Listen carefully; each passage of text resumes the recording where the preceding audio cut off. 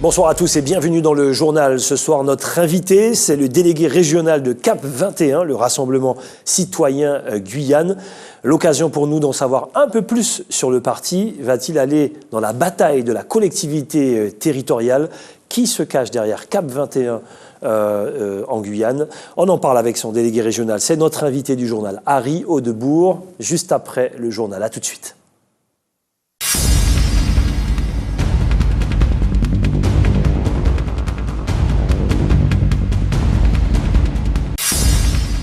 La Guyane est à la recherche d'un second souffle. Voilà ce qui ressort ce matin de l'étude menée conjointement par l'IEDOM et l'INSEE. L'économie guyanaise en 2014 reste aussi morose que l'année précédente. Plusieurs facteurs sont à l'origine de ce bilan défavorable. Pour l'année 2014, on confirme les tendances déjà observées en 2013. Donc notamment une contraction de la consommation des ménages, un investissement des entreprises en berne et une dégradation de l'emploi, notamment dans le BTP. Le BTP, les effectifs dans le BTP n'a cessé de diminuer depuis plus de 2 ans. Donc ces constats ne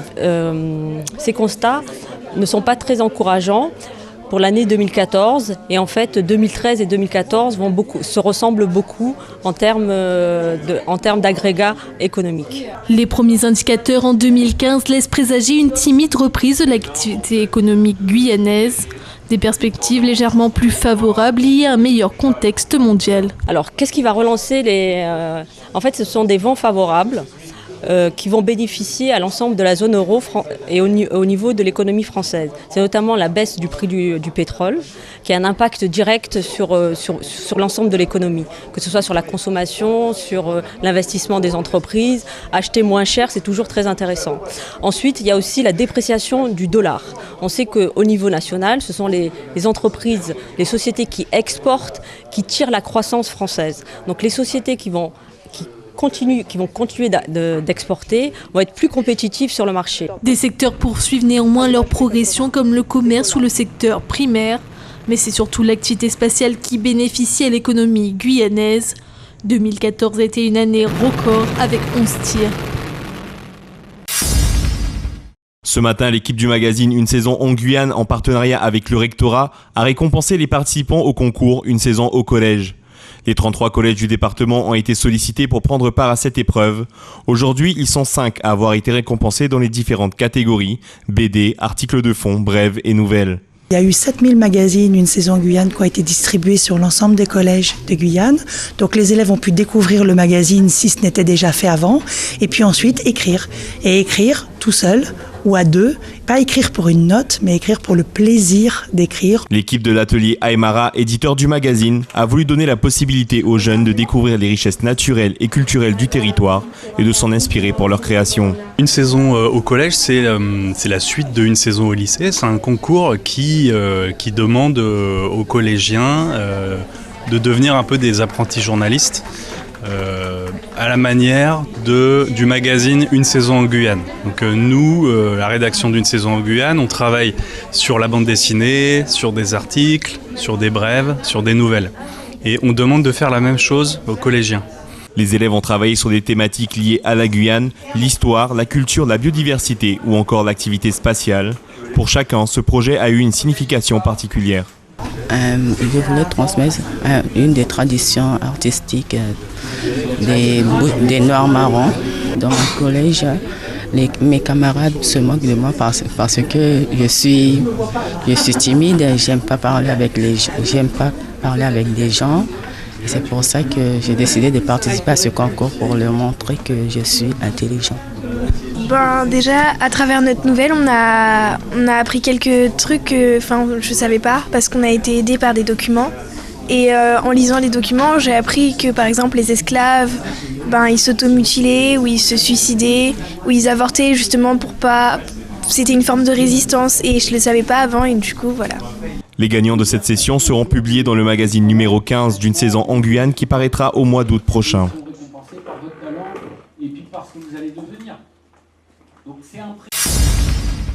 Nous y voilà, à 1 mois et demi du départ de la grande boucle guyanaise, le Tour de Guyane cycliste. Dans les salons de la cité administrative de la région, qui reste le partenaire officiel de la manifestation, le comité cycliste a dévoilé le tracé de l'édition 2015.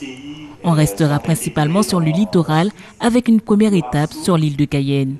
Les nouveautés, écoutez, c'est au niveau du tracé, puisque nous avons essayé de donner une nouvelle configuration à ce tour. Certaines communes qui étaient communes ou villes arrivées seront communes ou villes départ, et d'autres communes qui n'avaient pas la chance d'accueillir le tour depuis quelques années auront l'occasion d'accueillir le tour à la grande satisfaction de leur population. Donc c'est un tour où nous avons essayé d'apporter une nouveauté. Vous savez, nous n'avons pas beaucoup de choix en termes de variation de l'itinéraire, même du tracé. Et bien sûr, il faut trouver quand même les solutions afin d'apporter cette couche nouvelle au tour.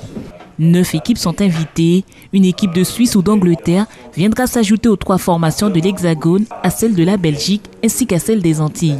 Je n'en doute pas du succès populaire de ce tour, parce que nous avons un comité dirigé par un président qui est sérieux, rigoureux, et autour avec des partenaires fiables. Et il n'y a pas de raison, d'autant que les équipes qui arrivent sont des équipes qui ont fait leurs preuves. Et chaque année, il y a des nouveautés. Et d'autant que cette année, nos jeunes ont participé à de nombreuses courses à étapes. Donc je pense que physiquement et techniquement et dans l'organisation, on doit avoir un très beau tour. La compétition débutera le 15 août pour s'achever le dimanche 22 août. Le Tour de Guyane 2015, c'est 9 étapes, dont 2 contre-la-montre individuelle.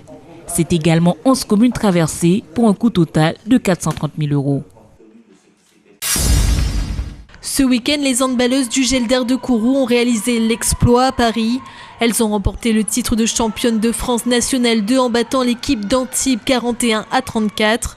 Double championne de France de National 3, elles ont dû se battre et être efficaces pour venir à bout de leur adversaire, et ce malgré la fatigue. Mais c'est surtout avec une équipe amoindrie. 2 des joueuses étaient blessées et 3 autres n'ont pas pu faire le déplacement. Les handballeuses du Gelder de Kourou, en surclassant Antibes, viennent de remporter une magnifique victoire. Une première pour le sport guyanais et pour ce club. Les Kouroussiennes pourront savourer pleinement leur titre de championne de France de National 2 avec leur public dès leur retour dans le département.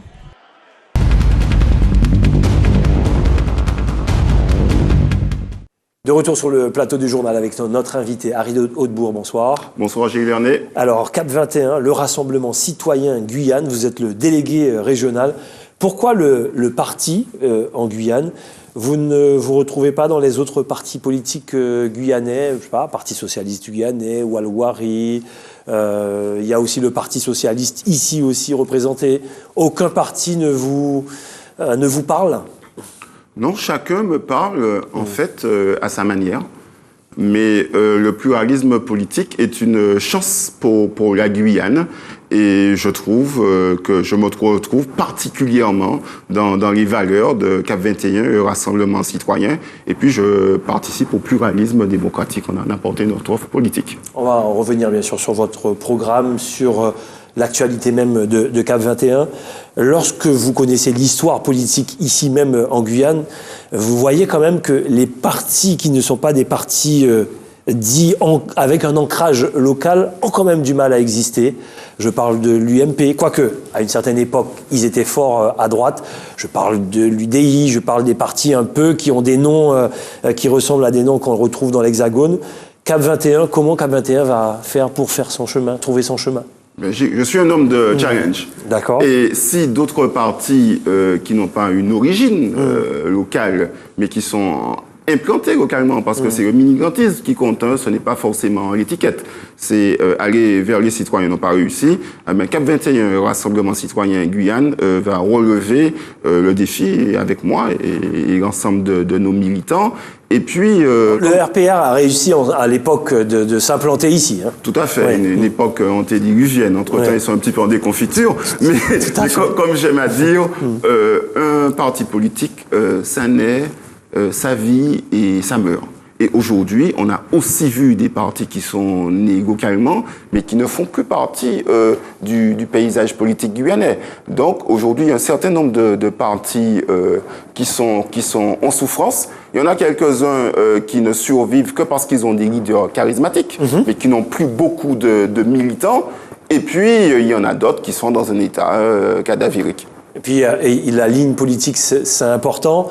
Est-ce que vous trouvez qu'effectivement, il y a des partis qui n'ont de parti que le nom, sans ligne politique véritable, avec des gens qui sont carrément à l'opposé de la ligne politique du parti? Vous le voyez là ou pas? Mais vous avez tout dit, c'est exactement ça. Des partis, des écuries, des étiquettes, mais sans vraiment programme, sans vraiment idéologie. Il y en a même certains qui rejettent le mot idéologie. Ils disent non, on est un parti, mais on n'a pas d'idéologie. Un parti, c'est des valeurs, c'est une ligne politique, et je n'ai pas peur du mot idéologie. Par contre, la situation politique est particulière en Guyane, parce qu'encore une fois, les différences entre les partis ne sont pas énormes. On a certes chacun nos valeurs. Par exemple, je remarque que tous les partis guyanais sont en quelque part autonomistes. Donc, on peut se retrouver au-delà des partis pour travailler ensemble, et ce n'est pas une honte de franchir certains barrages. Voilà. Alors, vous êtes délégué régional, donc c'est vous qui représentez le parti ici en Guyane, je rappelle CAP 21. C'est dur d'être dans l'ombre, vaut mieux être dans la lumière? Être chef de file? C'est un engagement citoyen. Être dans l'ombre à la maison, c'est très bien, sa petite vie familiale, professionnelle. Mais je considère que c'est mon devoir citoyen de participer au débat politique. Donc, de fait, je me retrouve dans la lumière des médias et j'assume. Êtes-vous toujours écolo dans l'âme? Jusqu'à la mort. Très bien. Les Verts, c'est fini? Les Verts, travailler avec les Verts, ce n'est pas fini. Oui. Ça, c'est quelque chose que je ne peux pas exclure. Comme je l'ai déjà dit, il faut bien expliquer ma démarche personnelle aux citoyens de Guyane. Je n'ai pas rompu avec Guyane Écologie Les Verts.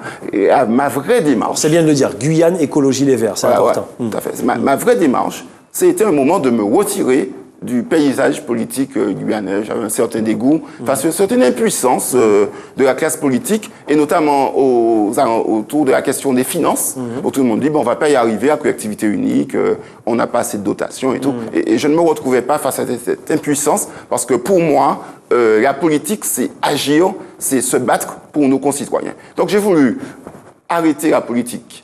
Et donc, de facto, j'ai renoncé au mandat que j'avais dans mon parti Guyane Écologie Les Verts. Et puis, CAP 21 m'a proposé de revenir sur la scène pour représenter leurs valeurs, et je suis venu. Aujourd'hui, nous sommes un petit parti, et donc face aux échéances qui arrivent, on a vocation à s'allier avec d'autres partis pour apporter la contribution au débat politique guyanais. Alors, on rappelle, hein, c'est Corinne Lepage qui est la patronne, en gros, du parti CAP 21. Oui, Corinne Lepage, quelqu'un de grande valeur, pour les plus anciens qui ont connu ce drame national de la Moko-Cadiz. Corinne Lepage était une des avocates qui avait esté contre ces multinationales américaines irresponsables. Et puis aujourd'hui, Corinne Lepage, qui est dans l'action politique, puisqu'elle est chargée en ce moment par le gouvernement de M. Hollande d'une réflexion sur la transition économique, et aussi de rédiger la déclaration universelle des droits, non pas de l'homme, mais de l'humanité, de la planète en quelque sorte. Avant de revenir sur le programme de CAP 21, on ne va pas le dévoiler ici ce soir, mais vous allez nous donner la ligne directive, avec une certaine humilité. C'est toujours pas plaisant de dire on avait raison sur des drames comme le Malassion. Vous aviez raison, malgré tout, raison de vous battre, même quand des fois certains médias basculaient de l'autre côté.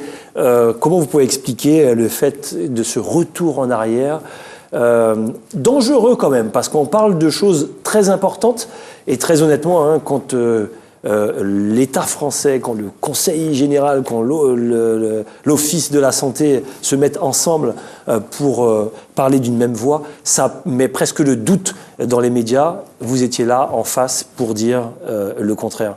Qu'est-ce que vous pouvez dire là-dessus? Mais vous avez tout dit. Je n'attends pas que le leadership, le pseudo-leadership des autorités se battent pour les Guyanais. Moi, je suis sur le terrain, aux avantages de la au contact de la population, pour l'avantage de la population. Eh bien, quand j'étais chez moi, à 4h ou à 5h du matin, et que la bégonneuse troublait mon sommeil avec cette agression toxique dans mes poumons, je connais l'intérêt des Guyanais.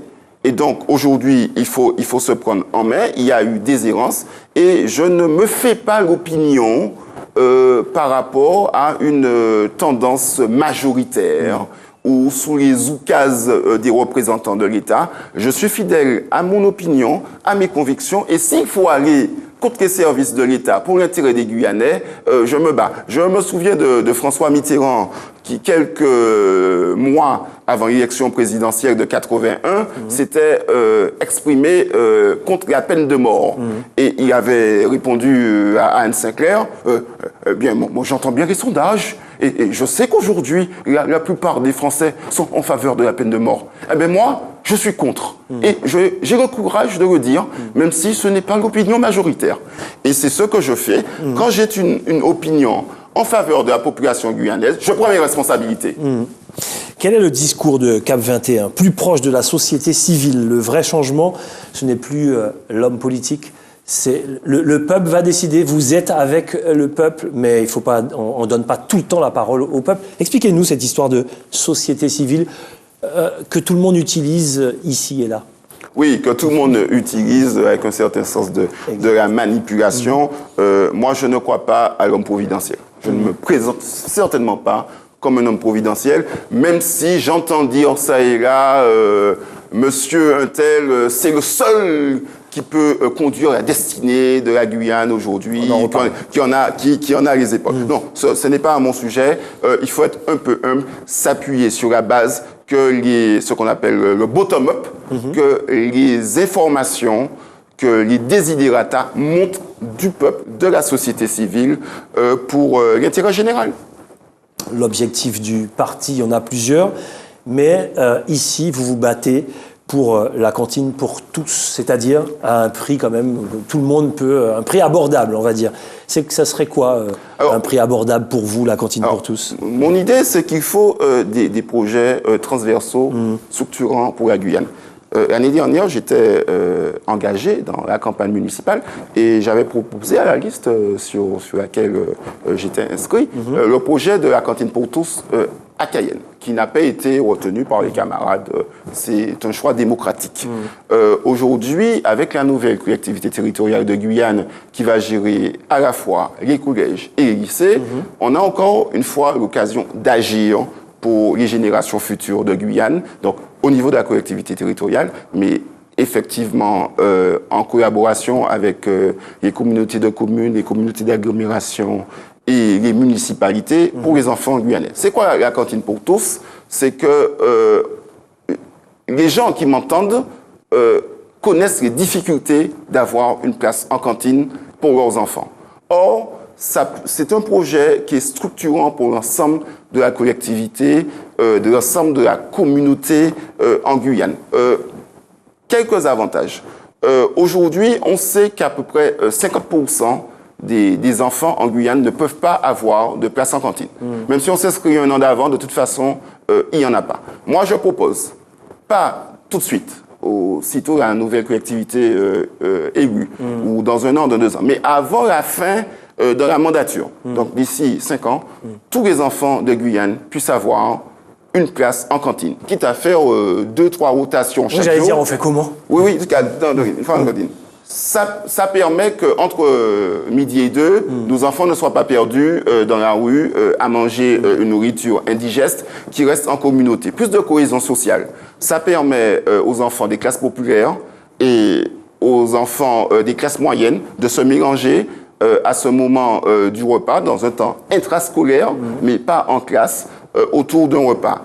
C'est aussi structurant pour notre économie, parce qu'aujourd'hui, 95%, j'ai bien dit 95% de l'assiette dans les cantines est importée. Ces milliers de repas qui seraient servis pour la cantine pour tous en Guyane, basés sur une production locale, permettrait à notre agriculture, à notre agroalimentaire de décoller, parce que l'objectif à terme, c'est une autosuffisance alimentaire pour la Guyane. Et en plus, ça crée de l'emploi. Et en plus, ça crée de l'emploi parce que ces repas, il faut les confectionner. Et puis surtout, avec une subvention, il faut le dire, que j'ai estimé à peu près 30 millions pour l'ensemble de la Guyane, qu'il y a déjà les classes populaires qui ne paient pas l'intégralité, voire une gratuité pour les repas, mais que les classes moyennes, on leur donne aussi plus de pouvoir d'achat en subventionnant ces repas pour les enfants guyanais et que même les classes moyennes le paieraient à un prix très symbolique. Je vois que votre sujet est ficelé du début à la fin concernant les... Sans compter les avantages environnementaux, parce que n'oublions pas que cette importation de denrées alimentaires, c'est une facture carbone pour la planète. En route pour la collectivité territoriale, CAP 21, lorsqu'on est un parti politique, il y a des combats qu'il ne faut pas laisser passer. J'imagine que vous y serez. Si vous y êtes comment? Dans quel ordre de combat? Avec qui? Alors, ce serait manquer de respect, Gilles Vernet, de dire qu'un parti nouveau-né va mener une liste autonome pour la collectivité territoriale de Guyane. Ce serait manquer de respect aux électeurs. On n'a pas créé un parti à la va-vite pour mener une liste pour la collectivité. Comme je vous l'ai dit... Mais vous ferez partie du débat. Mais je ferai partie... Ça veut dire que vous allez accompagner un candidat. Débat, tout à fait. Et comme je dis souvent, dans cette bataille, il y aura plus de morts avant la bataille qu'après la bataille. Parce qu'il y en a plein qui sont déjà en route, mais qui ont toutes les difficultés du monde, parce que c'est la réalité du terrain, à mener une liste. Pourquoi vous dites ça? Parce que c'est la réalité du terrain, parce qu'il y a de plus en plus de monde qui hésite à s'engager. Et puis cette campagne aussi aura un coût, parce que la Guyane, ce n'est pas la superficie de la Martinique. Alors, on a bien compris, vous allez accompagner ou vous allez carrément je suis disponible. Choisir. D'accord, très bien. Vous allez choisir votre candidat. Est-ce que ce soir, vous êtes capable, certains ont commencé à parler, hein, est-ce que ce soir, vous êtes capable de nous dire qui vous voyez, alors qui vous accompagnez déjà, et qui vous voyez comme président de cette future collectivité territoriale, président ou présidente, hein. Alors, je sais que la langue de bois est de rigueur. C'est pas chez vous, en politique. On ne connaît pas de langue de bois chez vous. Et vous n'avez pas commencé ce soir. J'ai oublié ma langue de bois en bon bois d'amour de Guyane à la maison, donc je vais vous donner mon sentiment. Je ne sais pas encore avec qui, je n'ai pas encore de contact, mais je pense que compte tenu des enjeux pour l'avenir de la Guyane, le futur président ou la future présidente de la collectivité territoriale de Guyane doit être quelqu'un de solide. Ça peut pas être un débutant ou quelqu'un qui n'a pas encore exercé les responsabilités. Le leadership est très important. Alors, autour du leader, il y aura des personnalités, et je souhaite que la société civile soit représentée et qu'on ait aussi un renouvellement démocratique. Mais je pense que le leadership devrait être exercé par quelqu'un qui a de l'expérience. Par exemple, quelqu'un qui a déjà été président de collectivité majeure. Donc ça, président ou vice-président, premier ou deuxième vice-président. On vous écoute. J'aime bien parce que vous donnez des indices. Tout à fait. Donc ça nous qualifie nommément le président sortant du conseil régional qui a de l'expérience. Ça nous qualifie aussi Madame Berthelot, par exemple, qui était vice-présidente du conseil régional. Et députée qui plus est. Et députée qui plus est, ou Monsieur Gaillot, qui était deuxième vice-président du conseil régional. Ça nous qualifie aussi le président actuel du conseil général. Vous ratissez large, depuis plus d'une dizaine d'années. Mais je vous dis mon sentiment, quelqu'un qui a de l'expérience pour pouvoir tout de suite embrayer la machine. Donc vous avez donné 4 noms. Mais c'est pas fini. Ça nous qualifie quelqu'un aussi comme Monsieur Canavi, qui a été vice-président du Conseil général. Et qui est quand même dans la commission ad hoc en plus, pour mettre en place cette collectivité. De surcroît, ou bien